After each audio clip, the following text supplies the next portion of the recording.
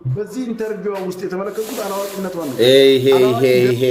አንተ ደግሞ እንደው አነጋገር አማረ ሲባል ታስታውቀው አይደል እንዴ? ይኸውልህ መንግስት ሲጀምር ወጣት ፖለቲከኞች እየበጠበጡት እንደሆነ ባንኗል።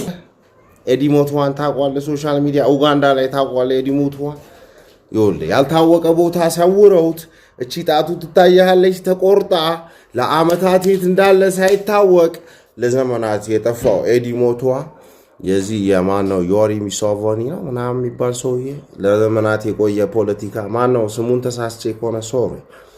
የእሱን ሰውዬ በቃ ትክክለኛ ሊገዳደረው የሚችል ሰው መጣ። ትክክለኛ በምርጫ ለሆነ ነገር ሊያሸንፈው የሚችል ሰው መጣ። ምርጫ ከመድረሱ የተወሰነ ቀን ሲቀረው አንጠልጥለው ከርቸሌ ያስገቡት። እስካሁን የት እንዳለ አይታወቅም። ኢቭን መሄድ አይችልም፣ መራመድ አይችልም። ኤዲሞቱዋ ምናልባት ሶሻል ሚዲያ ላይ የቆያችሁ ሰዎች ታውቁት ይሆናል። ይህ ያንተ አይነት ንፍጣሞች ናቸው። አሁን ጥሩም እየሰሩ ይሁን ዋሬቨር እንደተመልካቹ ነው የመንግስትን ስምም ሆነ ምናምን ለማሰደብ ለማጠልሸት የምትሮጡት። መንግስት አትቃወሙኝ አላለም። መንግስት ተቃዋሚ ፓርቲዎች አይወዳደሩ ምርጫ ላይ አላሉም። ሰሜን ኮሪያ ያለን መሰለህ እንዴ?